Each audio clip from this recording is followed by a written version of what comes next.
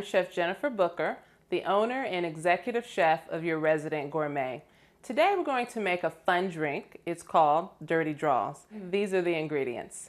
We have grenadine, tequila, grated Parmesan cheese, and of course a chilled shot glass.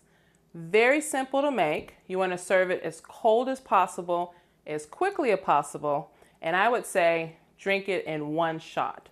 Not sure if you want to sip on this one. So the first thing you want to add is your tequila. I like to use white tequila, also known as silver tequila, but if you have a taste for a reposado or an añejo, you could use that as well.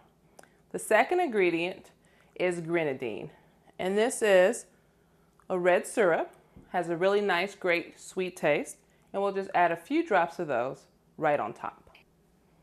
We'll add a little bit of our grenadine. This will add some sweetness to your drink. Sprinkle it with a little bit of Parmesan cheese, which I think definitely adds the dirty to the dirty draws. And there you have it. I'm Chef Jennifer Booker. Here's a dirty fun drink called Dirty Draws.